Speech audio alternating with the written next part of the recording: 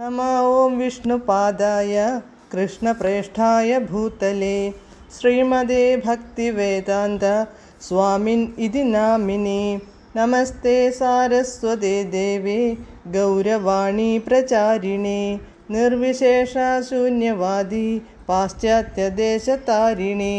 जय श्रीकृष्ण चैतन्य प्रभु नित्यानन्द श्री अद्वैत गदाधर श्रीवासादि गौरभक्तवृन्द। हरे कृष्ण कृष्ण कृष्ण हरे हरे, हरे राम राम राम हरे हरे। हरे कृष्ण कृष्ण कृष्ण हरे हरे, हरे राम राम राम हरे हरे। हरे कृष्ण कृष्ण कृष्ण हरे हरे, हरे राम राम हरे हरे. പരമദിവ്യോത്തമ പുരുഷനായ ശ്രീകൃഷ്ണ ഭഗവാന്റെ കഥകളാണ് ശ്രീകൃഷ്ണ എന്ന പുസ്തകത്തിലൂടെ പറയുന്നത്.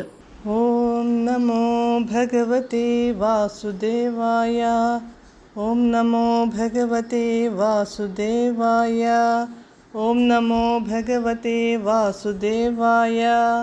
നാരായണം നമസ്കൃത്യ നരം ചൈവ നരോത്തമം ദേവീം സരസ്വതീം വ്യാസം തതോ ജയമുദീരയേത്.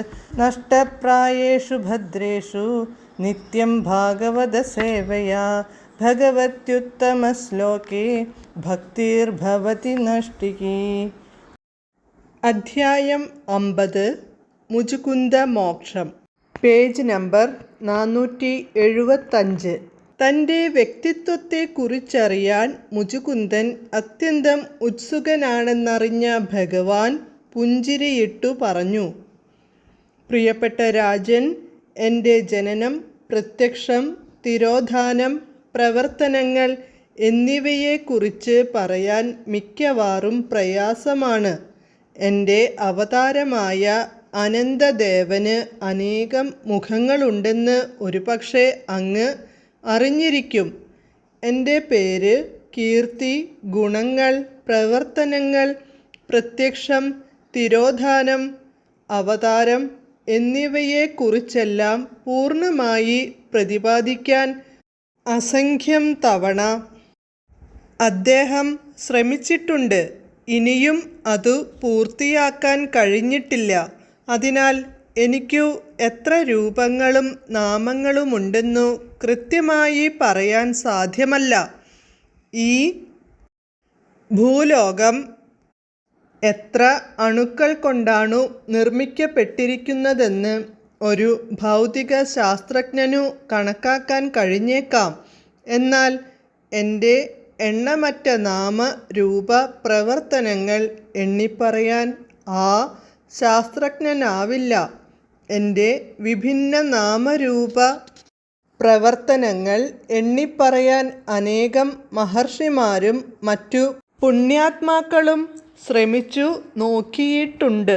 എന്നാൽ അവരെല്ലാം അക്കാര്യത്തിൽ തോറ്റിട്ടേയുള്ളൂ. എന്നെക്കുറിച്ചറിയാൻ അങ്ങ് ഇത്രയധികം ആകാംക്ഷിതനാകയാൽ ഞാൻ ഇത്രയും പറയാം.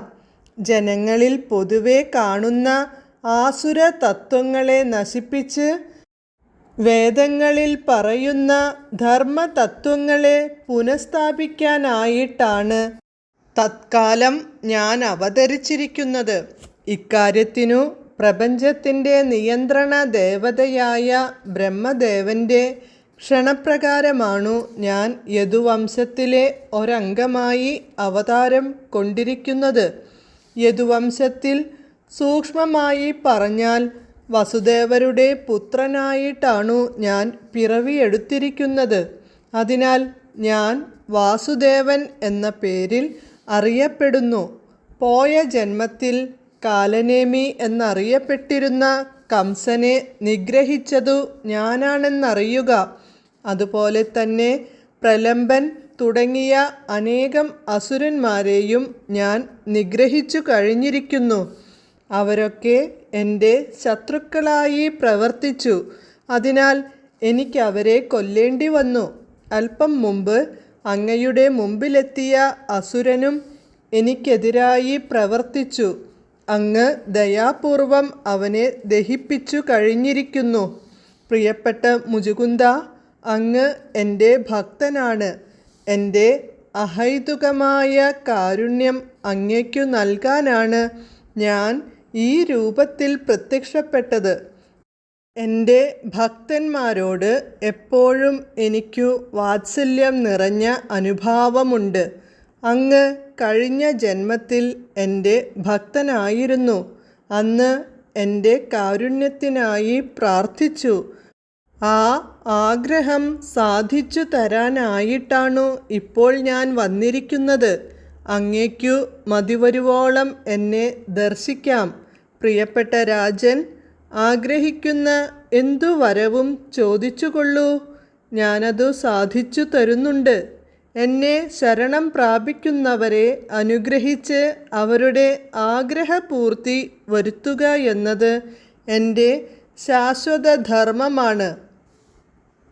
എന്തെങ്കിലും വരം ആവശ്യപ്പെടാൻ മുചുകുന്ദനോടു ഭഗവാൻ കൃഷ്ണൻ ആജ്ഞാപിച്ചപ്പോൾ രാജാവിന് അത്യന്തം സന്തോഷമായി. വൈവസ്വത മനുവിൻ്റെ 28-ാമത്തെ മന്വന്തരത്തിൽ ഭഗവാൻ കൃഷ്ണൻ ഭൂമിയിൽ അവതരിക്കുമെന്നു ഗർഗമുനി പണ്ടു പ്രവചിച്ച കാര്യം പെട്ടെന്നു മുചുകുന്ദനു ഓർമ്മ വന്നു. ഈ പ്രവചനം ഓർമ്മയിൽ വന്നതോടെ തൻ്റെ മുമ്പിൽ നിൽക്കുന്നതു പരമദിവ്യോത്തമ പുരുഷനാണെന്ന വാസ്തവം അദ്ദേഹത്തിനു ബോധ്യമായി. തക്ഷണം ആ പാതാരവിന്ദങ്ങളിൽ സാഷ്ടാംഗം പ്രണമിച്ചുകൊണ്ട് ഇങ്ങനെ പ്രാർത്ഥിച്ചു: ഹരേ കൃഷ്ണ.